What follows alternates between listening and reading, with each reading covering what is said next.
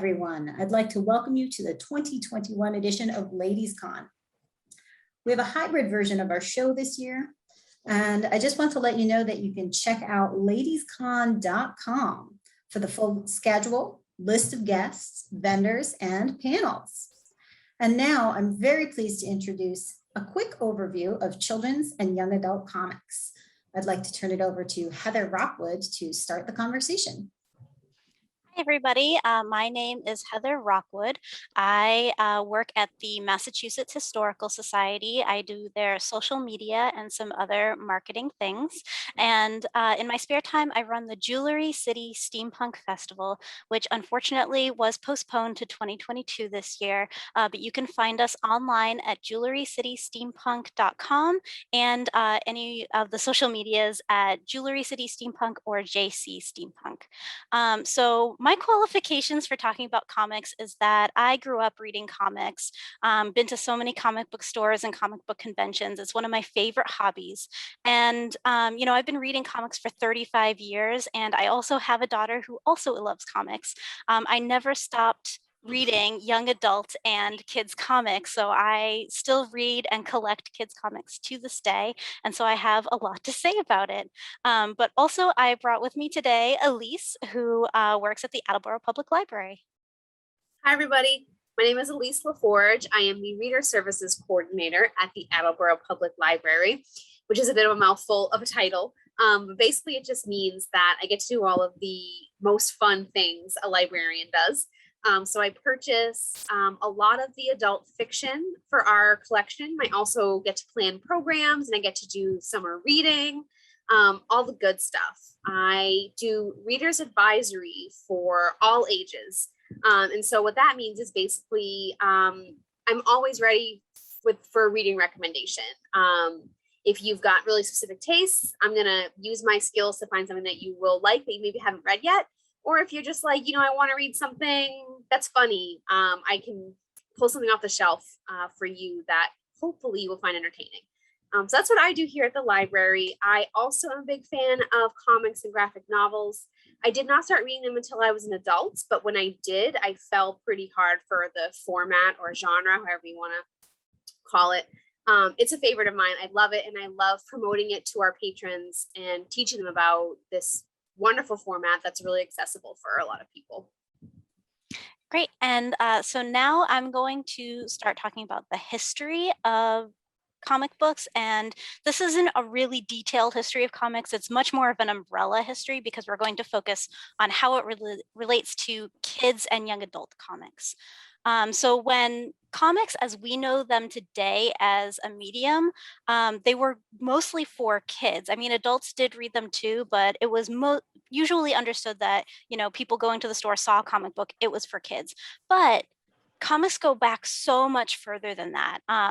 What we call sequential art, it's just, you know, different images telling a story, and it can include words or not, is called sequential art. And you can find that in the Lascaux caves in France. And if you think about Egyptian art, you can definitely see the images telling a story and the images being pictorial and meaning words.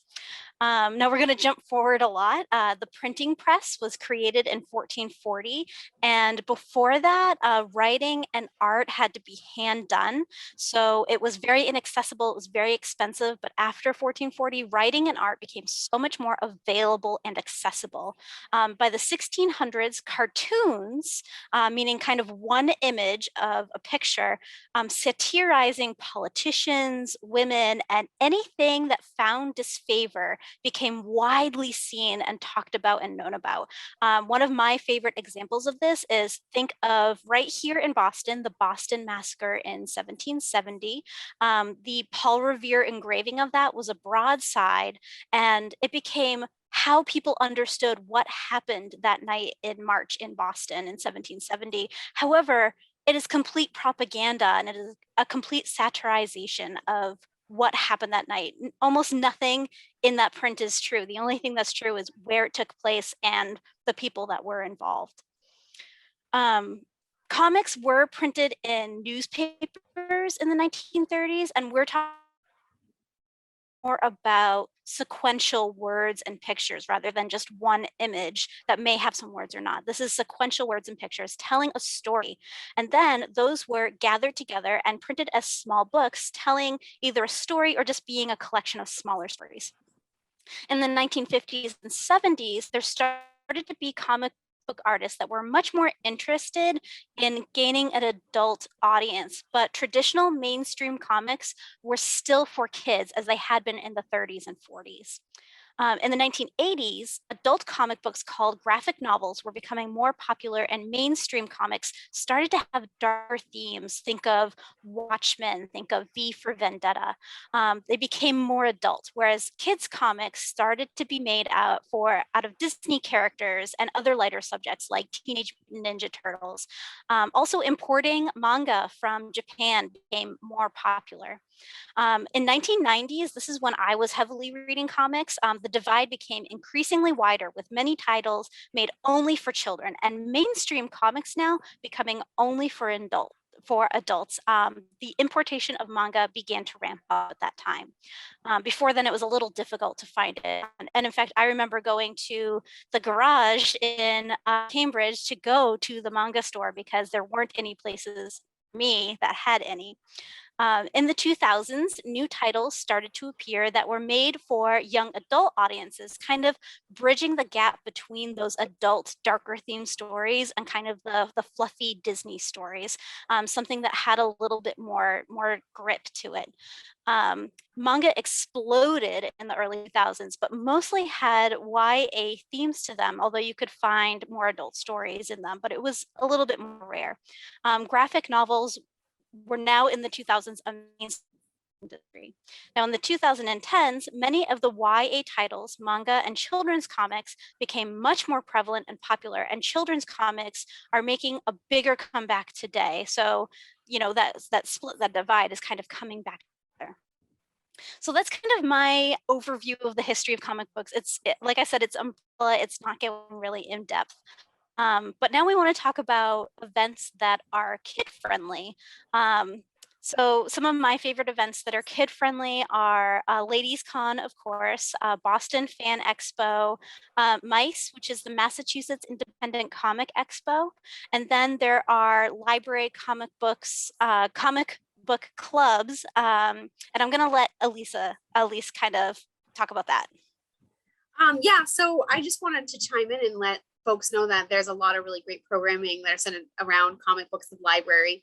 Like Heather mentioned, we have book clubs, and I'm speaking not just specifically about Attleboro. So anything I say about my library, certainly check in with your local library about, because we feed off of each other and we steal ideas from each other all the time. So yeah, book clubs, we have book clubs that go all the way from little young people all the way up to adults, and they cover all different genres. Also, something that's been popping up very recently in the past couple of years at a variety of libraries are mini comic cons that the library is hosting. Fall River Public Library just hosted one, I believe, in 2019.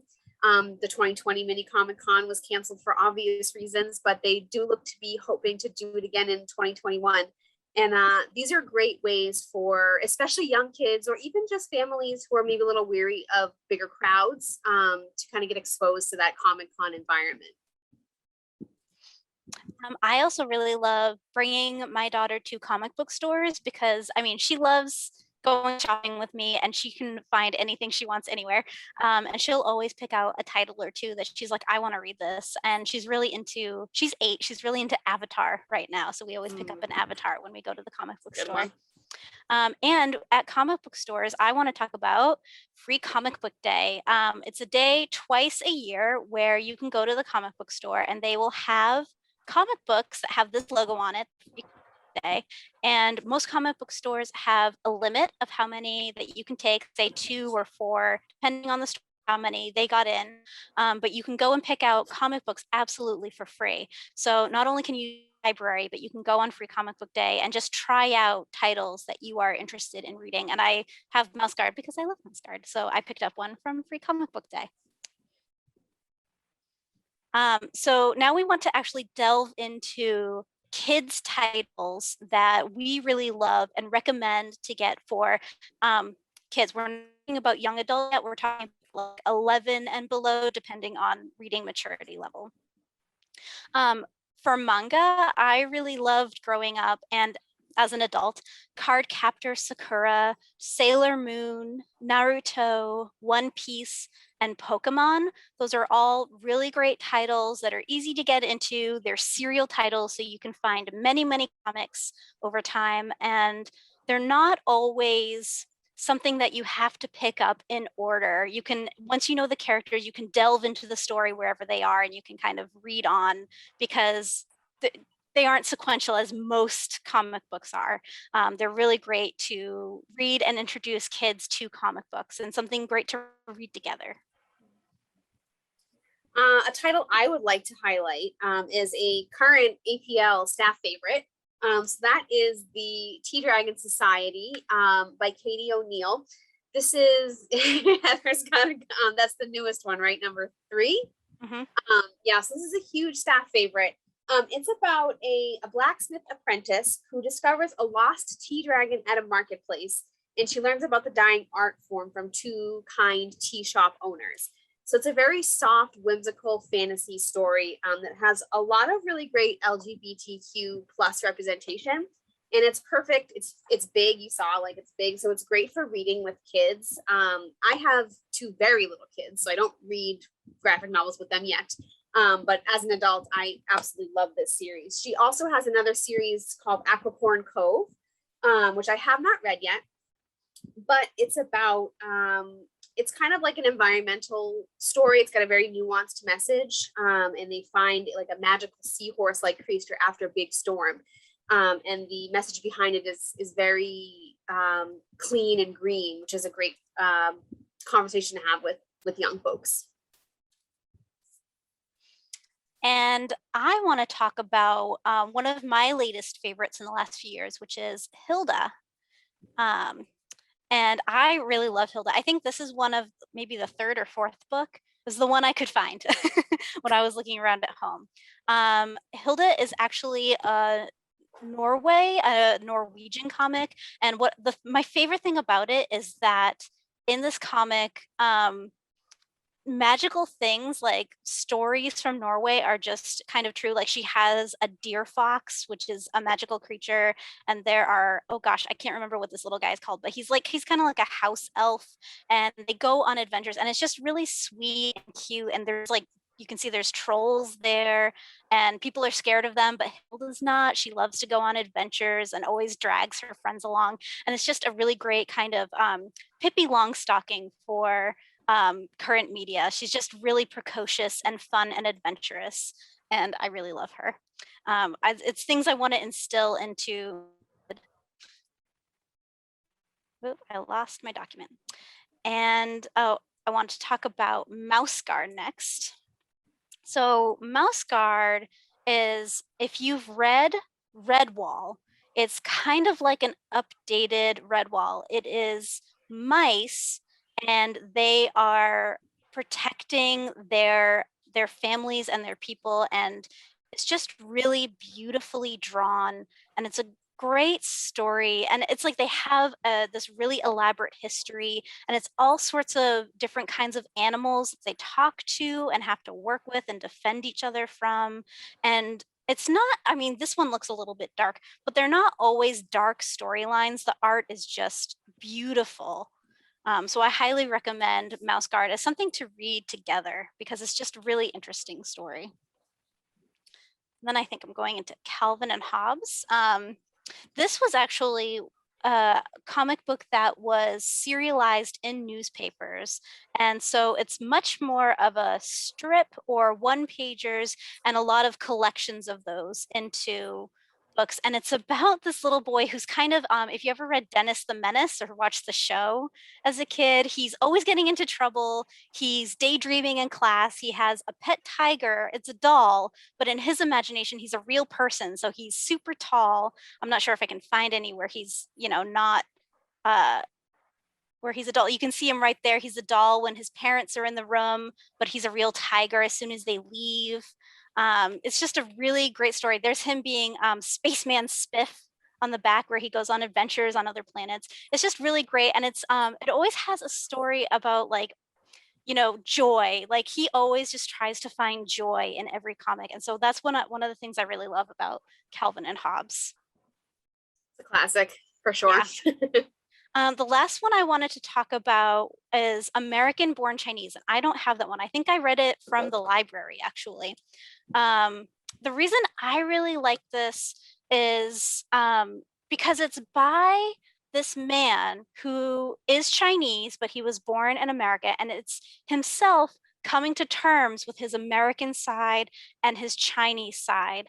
And I think it was written over a decade ago, because I read it a pretty long time ago, but it's, bringing all these sides of himself to be one whole person. And it really gave me, as somebody who's white and who hasn't had an immigrant experience, it really made me understand his side of the story a lot more, which I think is something that we can expose to our kids and help them understand how people who are immigrating into the United States and our firstborn, like generations in America, how they feel about themselves and how they feel about the United States and interacting with people who are white and maybe have not had that experience.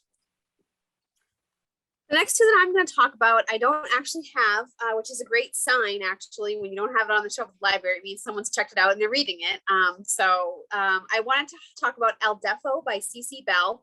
I believe this is probably on the summer reading list, which is possibly why it's not here.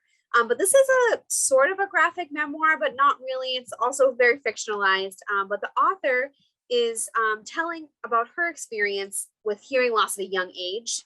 She talks about transitioning from a primarily deaf school to a primarily hearing school, which is a really hard transition for her.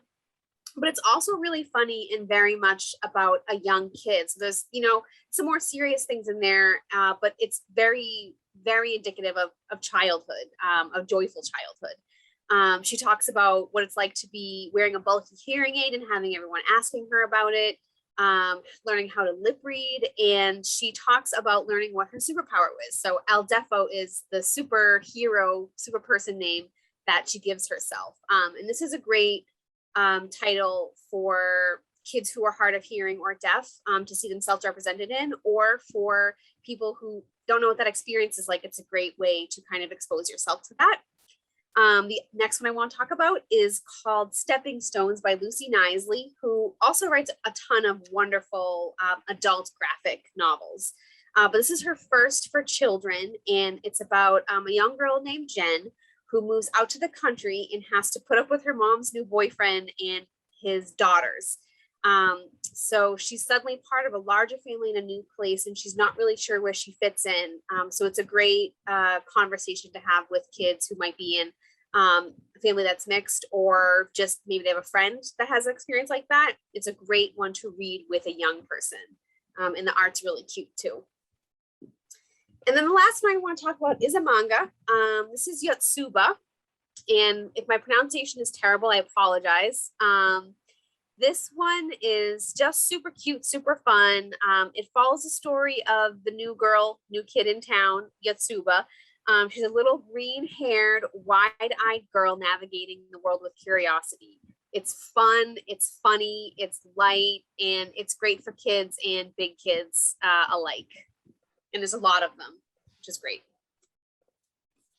And now we're going to start delving into the young adult. And I kind of, I'm sure the library qualifies this differently. I see young adults as, 11 to 17, kind of that age range where they can, there's more talk about, having significant others and sexual innuendos, but maybe it's not happening in the comic books, and also more adult themes and more psychological things that are going on, and things that people talk about that maybe you wouldn't in a child's comic book.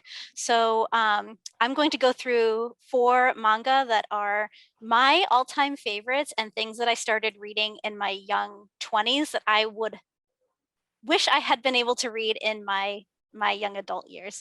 The first one is Fruits Basket. It's about, I don't have the number 1 anymore, but I'm surprised it was here. I know. It's about this girl who, her mom, I forget exactly what she had to do, but her mom went away somewhere, and she had to go camping in the woods to survive. She was kind of homeless, and this family of 2 boys and a guy in his 20s take them into her household, and then she finds out that the family has a secret. Whenever they're sprayed with water, they turn into one of the Chinese zodiac characters you can see on the cover. So that's the girl, and then this is one of the characters that turns into one of the Chinese zodiac. And so kind of in each book, they introduce one of those characters and kind of tells more of their backstory and about their traumas. And of course, she falls in love, and they all fall in love with her, as they do in manga. And it's very sweet and cute, and just everything about it is so wonderful. It's one of my favorite comics of all time.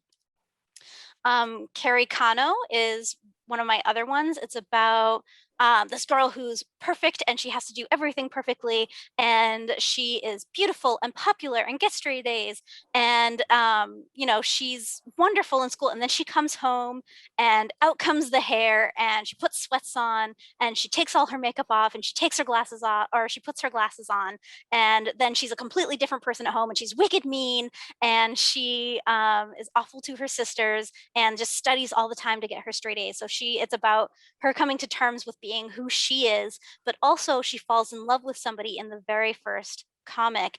And I think Carricano translates to something like he said, she said, or something like that.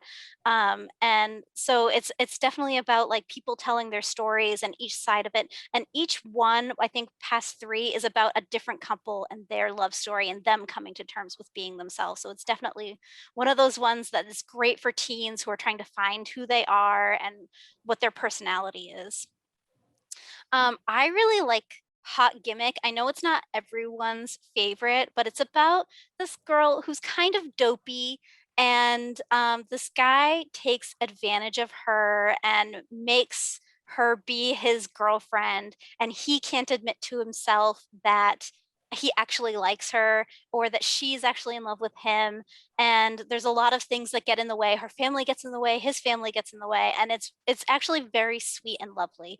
It's one of my favorites, but I would say it's definitely for more of the older teens, like 15 and 16 and up. And then one of my other favorite ones is Genshiken. It's a story in college of this group who are the study of media culture. So they are super nerdy. They are like the ultra nerds at their college, and they all get together and talk about different kinds of media. And I mean, this was like my life. So I really love this because I felt like all of these people were my friends. And of course, they fall in love, and there's all sorts of drama about it, and they have to get jobs after they graduate from college, and they, you know, have to deal with the college trying to disband them. So there's all sorts of drama that happens in it, and I really like it. It's some of my favorites. And then I wanted to talk about Yosagi Yujimbo. This is by Stan Sakai. He's one of my favorite. I've been reading this since it started in the, oh gosh, late 80s, early 90s. And it's something that my dad actually collected, and I have inherited his entire collection and still collect it. It was a character that actually started in the Teenage Mutant Ninja Turtles, and then he started drawing it as an independent comic. And it's about this rabbit who is a samurai, and he has a very strict moral code that he sticks to, and he's a really interesting character, but he gets into a lot of different situations that I think that wouldn't be great for little kids, but like I think it's great for 11 and up. So I really love it, and I think the art is really lovely, and Stan Sakai is just wonderful.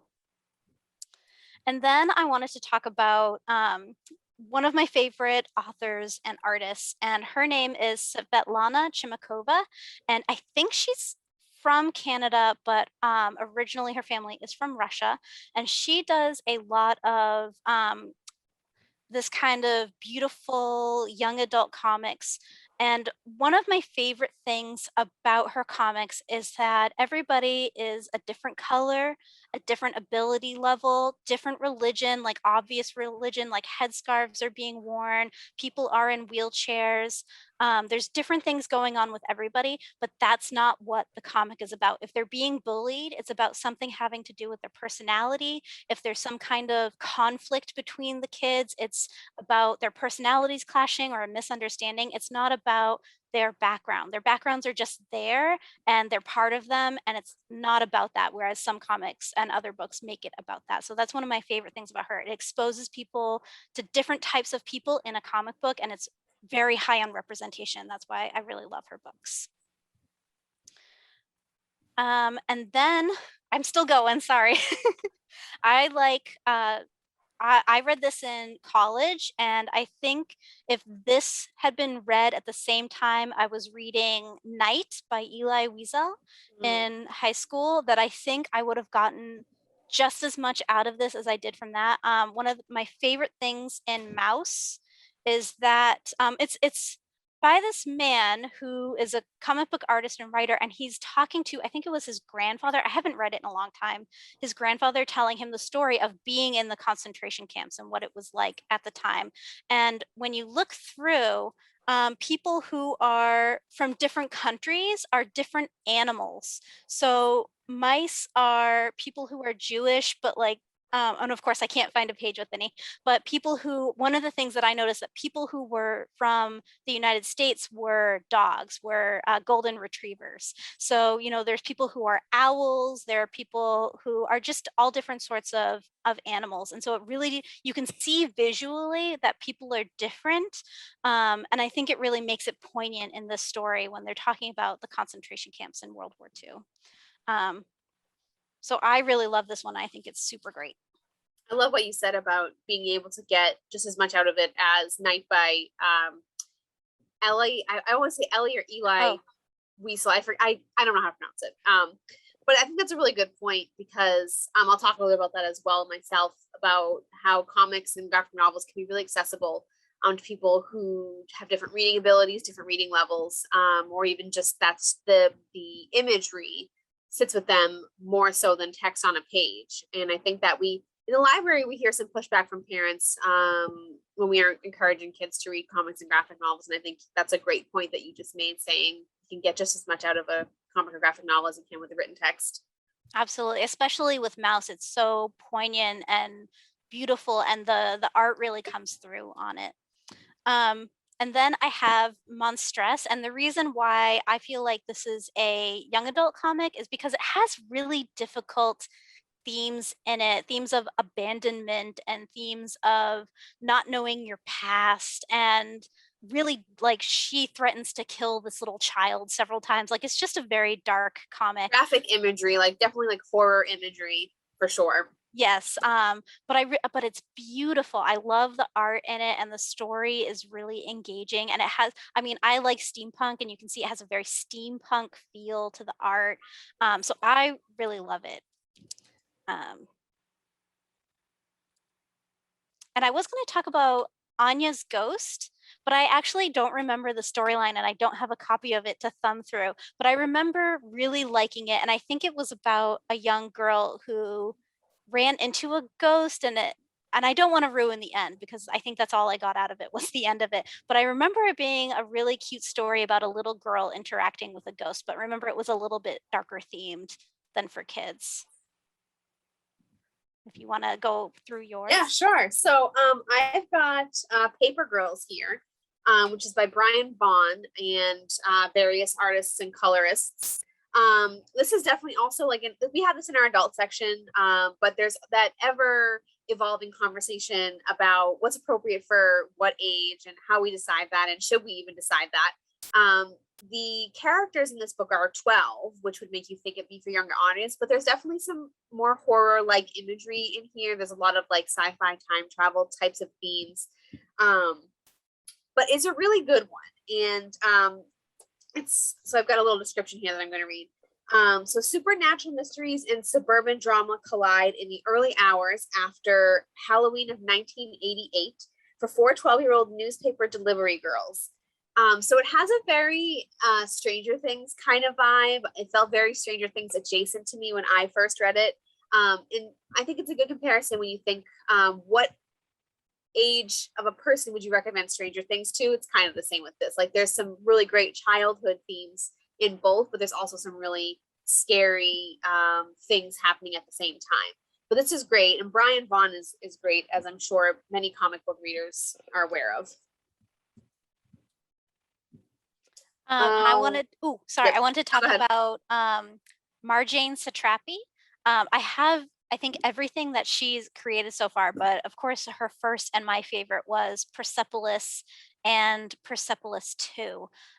It's about her time as a child in the Middle East in the 80s and 90s when, you know, her neighborhood was being bombed and she would be running home from school, making sure it wasn't her house that was the one bombed, and you know how that affected her as a teen. And it's about her, she was a kid there, and then her parents sent her to France because it was safer, and so she went to a French school and spoke French for most of her young adult years. So Persepolis is like her childhood, Persepolis 2 is her teenage years. And in her teenage years, she smoked, she drank, she had boyfriends, like she had a crazy wild time. She was homeless for a while. And so that's why I put this in the young adult, because although Persepolis 1, you could definitely read with a little kid, although there are some adult things that go on. In the Persepolis 2, I definitely think that this is something that should be held off until they're a little bit older teenager. But it's really great to see somebody who was on the side of the Middle East, to see what her experiences were growing up in a war-torn city and having to, you know, cover her hair. And she wasn't allowed to, she's in the comic book, there's somebody who yells at her to not run because he can see her butt jiggling. And she's just like, well, don't look then. And you know, it's just a great moment of like what it's like being a feminist growing up in a culture that's really oppressive for women. On a lighter track, I also wanted to talk about Elfquest. It's one of my all-time favorites. I started reading this when I was 10 years old, and it might have been a little too old for me at the time that I started reading it, but it's about these band of elves who they get burned out of their house. It was a tree in the middle of a forest and it starts burning. And so they have to escape, and they're tricked by this band of trolls, and they're put into a desert, and they're rescued by another band of elves who live in the desert. And that's pretty much the synopsis of the first graphic novel. But there's so much more to the story of Cutter and Lita and Skywise, and they go on so many adventures, and it's a story that spans tens of thousands of years, because they can live forever. And one of the greatest things that you learn is that the elves that he comes from and Skywise come from are bonded with wolves, and so they all have a wolf that they ride. And it's a really interesting story. I would definitely say the first 3 graphic novels you can read to a kid, but then in the 4th one, very adult themes start coming in very quickly. So I would definitely hold off on that one. That's why we put it in young adults.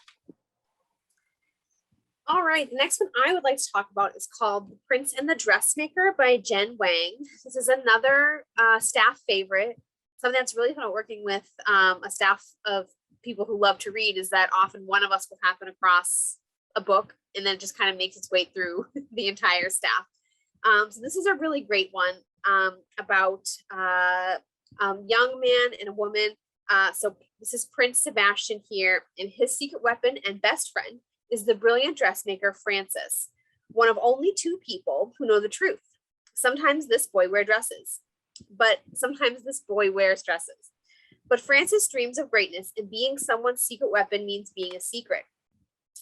How long can Francis defer her dreams to protect a friend?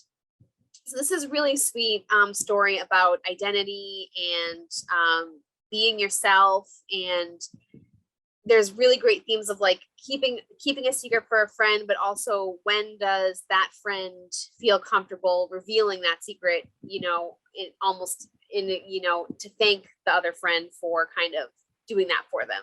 But it's really great. The art is really fun, and it's a great story. It's got some really good representation in it, and conversations around how we identify and how we present ourselves and things like that.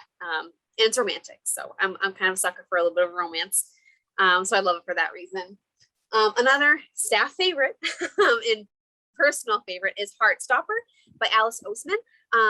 This is a really sweet romantic series. I think we're up to 3 in the States now. I believe it's published in the UK, and we kind of have to wait a couple months to get the next volume, which stinks, but it is what it is. So this is about Charlie and Nick. They go to the same school, but they've never met until one day they're made to sit together. They quickly become friends, and soon Charlie is falling hard for Nick, even though he doesn't think he has a chance. But love works in surprising ways, and Nick is more interested in Charlie than either of them ever realized. So this is super sweet. It gives you all the fuzzy feelings. There are some more serious themes. One of them being Charlie is actually exposed as gay, not of his own choice, and he faces a lot of backlash, bullying. He goes through a really hard time with that, and he thinks that he hears a lot of unkind things being said about him and thinks that's kind of how everyone sees him. And when he meets his friend Nick and they develop a great friendship, they go from friends to boyfriends eventually. And it just kind of covers that gamut of like, there's serious things, but there's also really light and fluffy and lovey-dovey things as well. Right, what do I have next? All right, I'd like to talk about 2 Marvel comics because you can't really talk about comics without talking about Marvel. So I have 2 here that I really love for representation. Got Miss Marvel, which is, I believe the series is complete now, by G. Willow Wilson is the person who writes this. And I've got Shuri, which is a newer one. Miss Marvel here follows Kamala Khan, a Pakistani American girl from Jersey City who lives with a conservative Muslim family, and suddenly acquires superhuman powers, and despite the pressures of school and home, tries to use her abilities to help her community. So there's some really great representation in here, as well as some really fun Marvel superhero shenanigans. And that's a favorite of mine.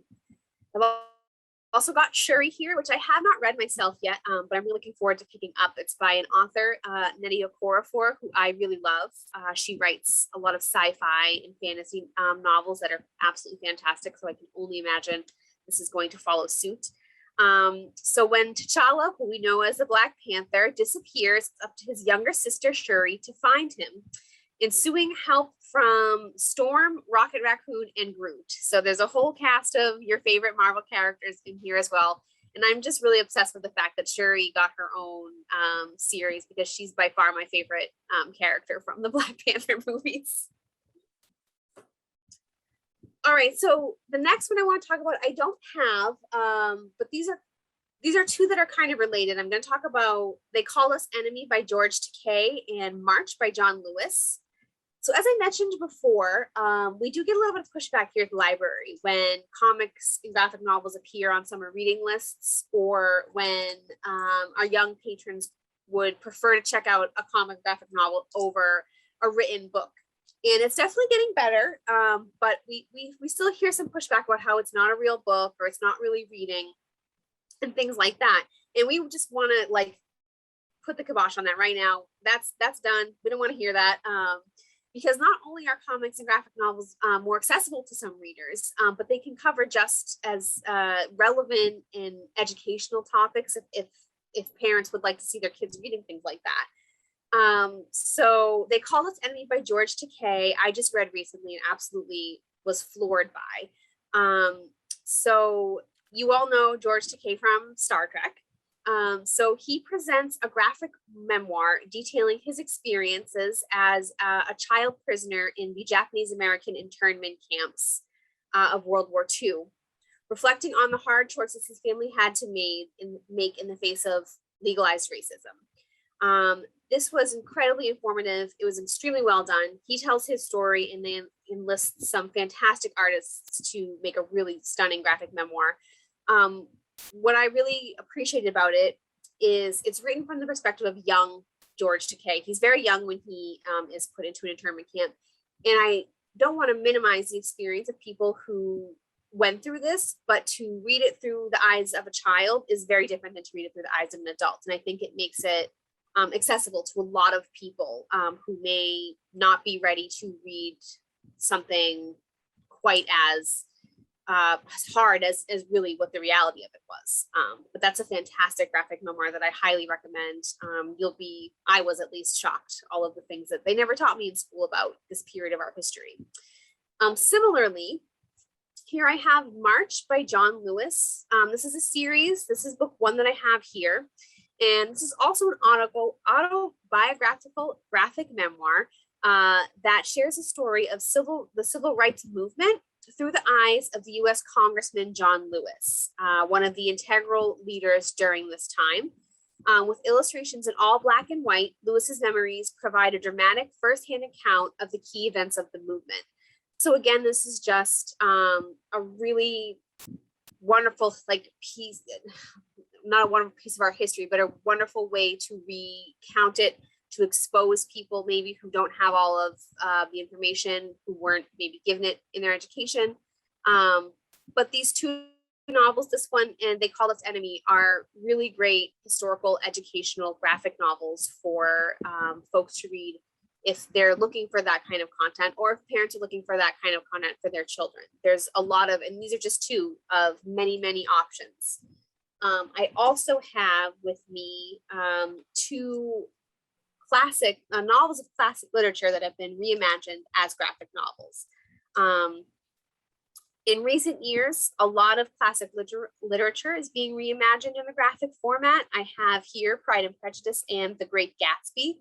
They make a great complement to the written text, or a refresher on the written text if you've already read it. It also can make it much more accessible for some folks who just have a hard time.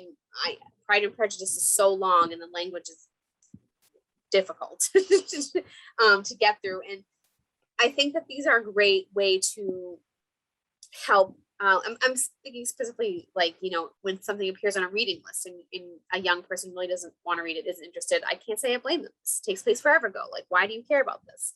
This is a great way for you to expose them to those stories in a format that might feel more accessible to them.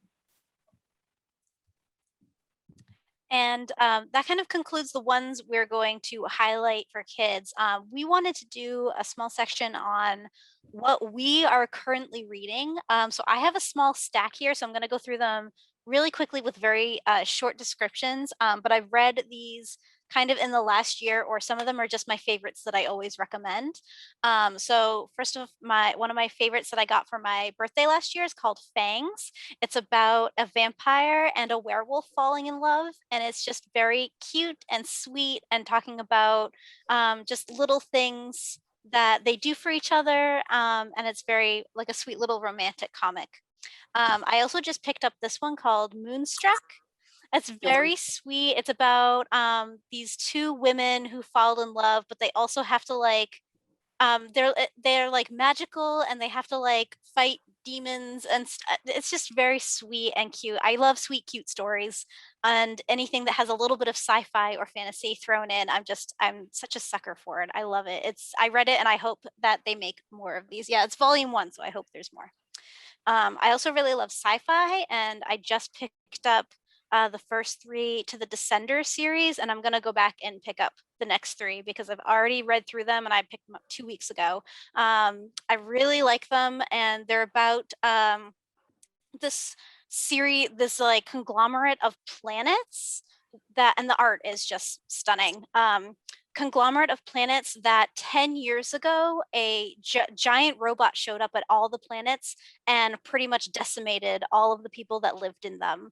But they figured out that this tiny little robot, this one that's left of this kind of robot, has the same tech as those big robots that showed up, that they'd never seen any of that tech like that before. So now they're trying to figure out what's going on. So it's a great little sci-fi mystery, beautiful art. And these are the ones that I just recommend all the time to everybody always. David Max Kabuki. I would definitely say this has a lot more adult themes, but he is not only a great artist, he's a watercolorist. So a lot of his pages are just gorgeous and beautiful and collage work, and he just his art is just out of this world. It's so beautiful and good, but it's still in a comic book style. He started writing this, I think gosh, more than 20 years ago, because I started collecting this in college and in high school. And he started as his senior college thesis was his first comic book. And he has just never stopped. And two that I will always recommend to people is Tank Girl. She is a person in a post-apocalyptic Australia who rides around in a tank fighting bad guys.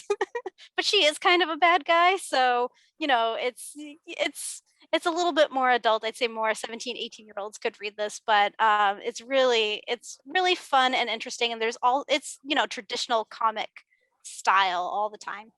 And my number one favorite of all time, Sandman, definitely an adult comic.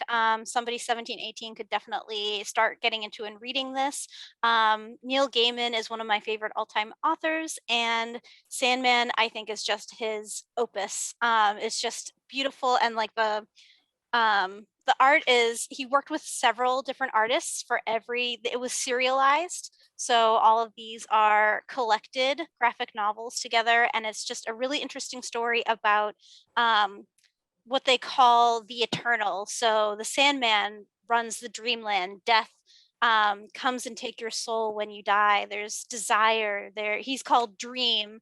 There is destiny. There is delirium. So it's following kind of their story, and it interconnects with all different types of stories in the past and cultures. One of my favorite things in Sandman is that every time he shows up to somebody of a different culture, he is their color, he dresses in their clothes, he is just like them.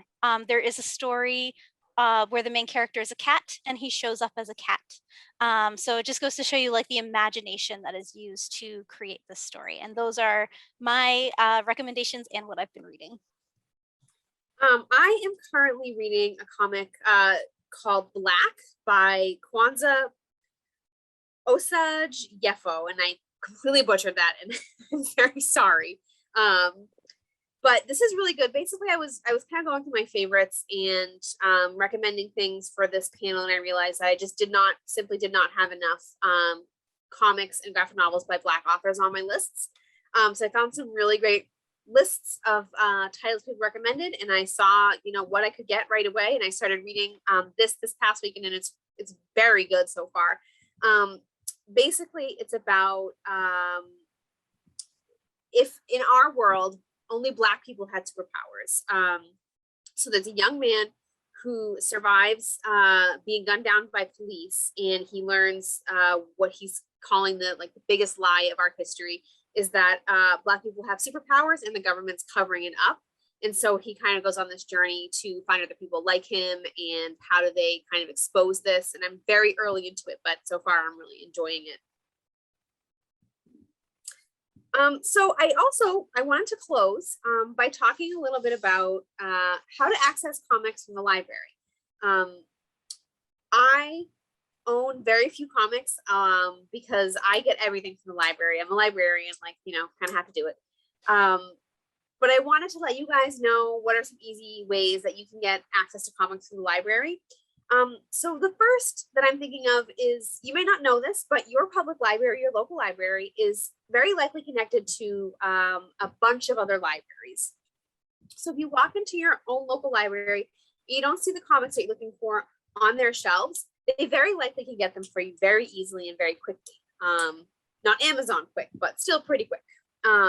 So the Somerville Public Library, for example, they are connected directly to 36 other libraries in the Minuteman Library Network, and indirectly to all of the libraries in Massachusetts through the Commonwealth Catalog. So we really can get you pretty much anything that you're looking for. There is also an app called Libby that you can download on a mobile device.